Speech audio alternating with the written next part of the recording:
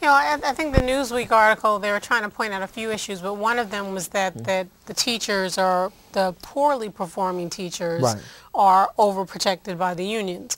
That, you know, they're giving like a 99% approval rating for the teachers, you know, overall, when obviously if you have so many failing schools, there is an issue. The other problem is that if you have poorly performing teachers, they don't get fired because they're worried about court costs and, you know, being sued by the union, so they just wind up moving them into other schools, usually, unfortunately, the inner city schools. You know, they figure they'll dump them there, and then they wind up being set there.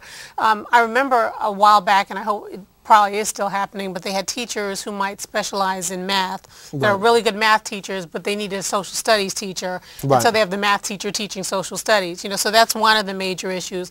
Like you said, you can't blame everything on the teacher, because the teacher, you know, is one part of the whole integral learning process. So you need to have the support of the principal, you know, in terms of making sure that the proper books and environment is provided. The parents, you know, when possible, you know, because there are a lot of parents who dropped out themselves, so they can't even teach their students, or there are parents who are working 2 jobs and don't have the time to sit down with the kids, you know. So I mean, there is a sense of responsibility on the part of the teachers, but what I find interesting is a lot of these teachers, I don't think they're even given the tools to teach. You know, there's certain qualities that are I guess psychologically known that are needed to be a teacher. It's not just that you know stuff, because anyone who's been to a college, you know, where there's a professor who obviously knows his stuff down pat but just can't teach, you know, you're able to analyze that when you get a little older, when you're in college. But when you're in high school, you just think, I'm just bored, you know, you just, your attention span leaves and you don't know why.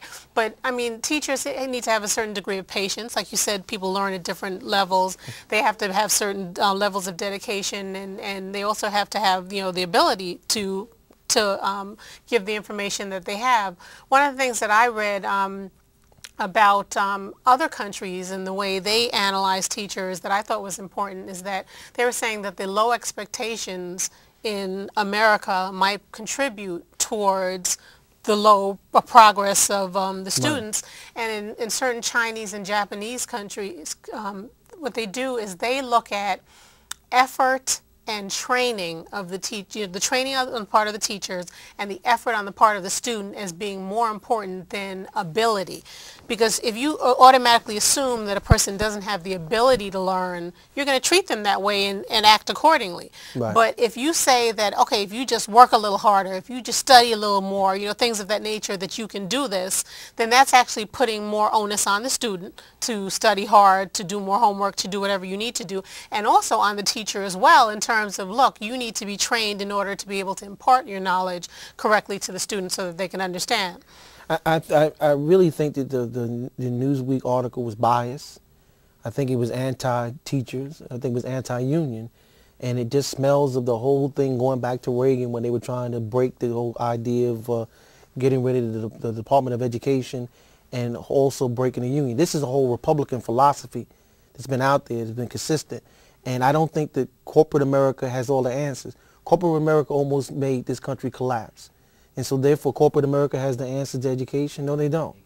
They can help contribute to helping us resolve some of the issues, maybe by providing, instead of taking some of those that money they're talking about and giving bonuses on Wall Street, they take the money and give it to the school systems so they can use that money to educate these young people so that we have qualified people here. Maybe we should take those bonuses and give teachers bonuses and stuff. I like to see some of these people that are running their mouth about teachers so much. I've worked in the classroom. I've taught. So I have an understanding of some of the stuff that's going on with these teachers. These teachers are they're more than just teachers. They're social workers. They're mothers. They're fathers. They're doing a hell of a job in some of these urban school systems or whatever. And I think it's disingenuous. I think there's a motive behind this particular article, that they're moving toward privatization of our education in the school systems, and I don't necessarily agree that's the way to go. I think that there should be choice. I think some people might want to go to some of these charter schools, but when we look at the reality of studies that are out there, the results are not much different than they are when you're dealing with public schools. And don't be fooled by that. And they should, I think they should have ways to gauge whether or not a teacher is a good teacher. You know, because again, if you have a teacher that isn't a good teacher or doesn't have the level of caring and is just passed around from school to school, that's non-productive. But if you do have teachers who are coming up against, you know, unsurmountable circumstances where you have an unruly class, you know, or no matter how many times you try and get kids to do their homework, the parents don't come to the parent-teachers meetings, right, you know, to contribute. I mean, there are situations where you can't just fire a teacher just because their class isn't doing well, because they have circumstances that are beyond their control, you know, right, and the salaries that they make, yeah, there's those completely altruistic teachers that want to, and they spend their salary getting supplies because they don't have enough supplies, they don't have the proper books and stuff for their classes.